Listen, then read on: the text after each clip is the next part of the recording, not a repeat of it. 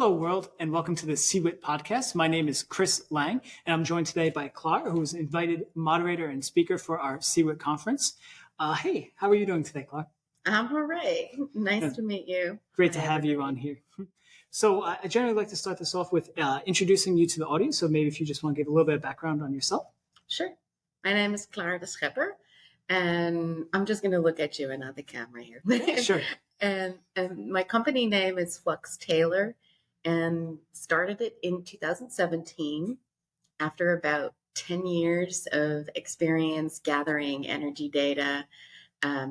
Realized that I had a niche expertise and could help different kinds of organizations like governments and software developers launch solutions for people to transition to clean energy.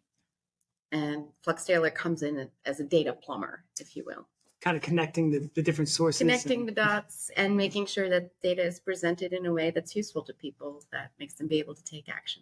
No, that's great. And that's very much, tied to the central theme here at the CEWIT conference, which is very much how can we look forward to build that safer, more environmentally friendly and sustainable future. So one of the central questions to this conference is very much, what would you say your vision for that cleaner and safer future? How does that look to you? To me, it looks, in part, the path towards that is enabled by technology, which can lower activation energy for these changes to take place. A big part of the launching of the technology, and I'll emphasize this or try to frame this in the panel that we have later on, is to take into account the socioeconomic changes that are necessary for the technology to have impact. Because so often what we see is that disconnect between people who are very excited about technology, but they're coming very much from that space. And the community of folks who are designing the technology isn't diverse enough to really build technology that works for everybody. So my emphasis is on helping to build that bridge and to not come up with policies that really are technology pushing, if you will. And to early on start development with the realism in mind. No, I think that's such a great point to make, that, there is such a broad community that can be involved and that should be involved in the conversations that we are talking about when we are looking towards the future. This is a future that is going to impact everyone, and everyone should be involved in that process. So kind of springboarding off of that, when you look forward to, maybe those are students who are interested in getting involved into this space, or people who are in a point in their career where they are interested in transitioning to help build that more beautiful future, what kind of advice would you have for someone who wants to add their voice to that collection? Great question. First of all, we need everybody. So first of all, do it. Yes. And my own experience is that it's great to go to work knowing that you're going to help contribute to something that's important. Right. And it makes you feel good, and it helps to work through difficult times also. I feel that the people who work in this space have a shared passion. It's really cool to connect with them on. Yeah. And another piece of advice, I guess, is don't be discouraged if when you go to parties and you talk about your work, people walk away. Because some of the realities that we work with, like they're talking about emergency management in there, the slowly but surely developing emergency of climate change. And it can be a bit daunting and just feel like, oh, it's such a negative vibe, this climate change thing.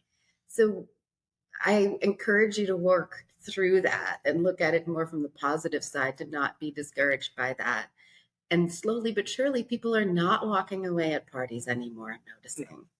And the message that you're bringing is one that they know they need to hear. So. I think that, the energy in the conference is very much one that I would say is collaborative, right? So now that we are having these conversations, and it's across many different disciplines, there's people who are looking at it from a healthcare lens. There are people who are looking at the climate modeling side of these things. And then there's every aspect of our world is being impacted by this. And like you said, that urgency that does exist, where, we take a look at this, but we try to have that positive light of saying, how can we include everyone to work towards building these things? And how can we use technology to kind of enable us to propel ourselves forward and accelerate the work that is being done across these different fields.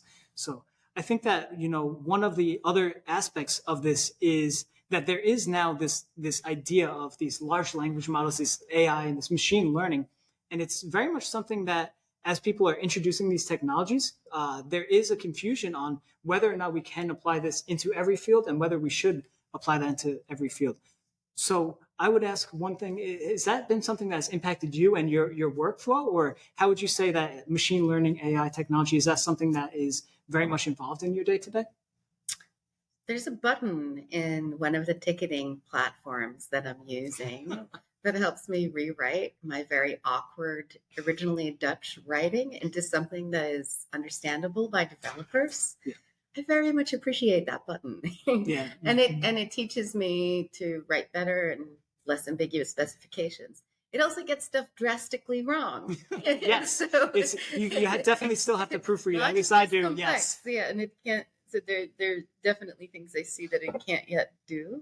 I'm really excited about some of the prospects of AI in helping people get to find what they're looking for more easily. Right.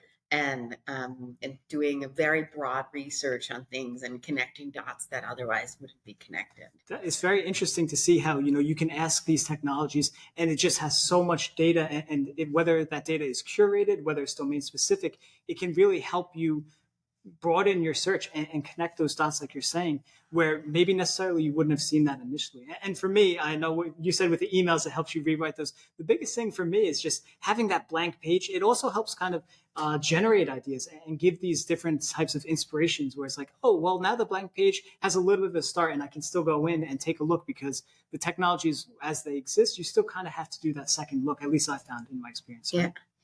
For some of the more complex problems, like how do you get people to make the change? I don't think AI can do much for us there. I think if you'd ask an AI model, given all the data, how do we solve climate change? It would probably say, get rid of people. and I once had a colleague who jokingly said that, like, that's how we can do energy savings. Yes. But yeah, and so to really figure out then how we can make our current life sustainable. I'm actually curious. I would be curious to see. I would love to do some testing to ask a model how to solve such a big problem. Yeah, I think though some of the smaller problems on the road there, sure, it can help with. It's one of the questions that we'll ask the panelists. They might have smarter answers. No, I think it's a great point that, we have to take this technology and apply it in specific use cases, because otherwise, if you have these broader questions, right, it's not necessarily in a position to, hey, well, we don't want to just get rid of everyone, like you said, the colleague joked about. So I think that's something that's very interesting.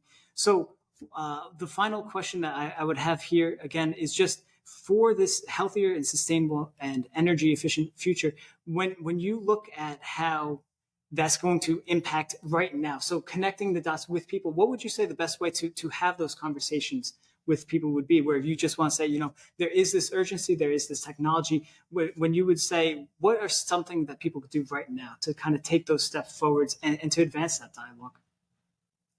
As to whether or not you are deliberately in this industry, take it as a part of your work, as your life, to implement composting and recycling, for example. If you notice that it's not present, to not assume that it's somebody else's job, to take responsibility of your little patch of the world, and to really take agency. And it could be very daunting, and you can feel like you don't have any power to shift things, but within your little patch you do. And so start there and share that with other people, and hopefully that will be contagious. No, that's such an empowering way of taking the world into your hands to the extent that you can, right? And the extent that you're able to start those conversations, start those actions, and really hope to build the momentum with everyone and broaden that community of people who are engaged with it.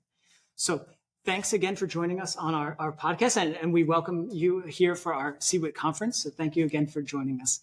Thank you.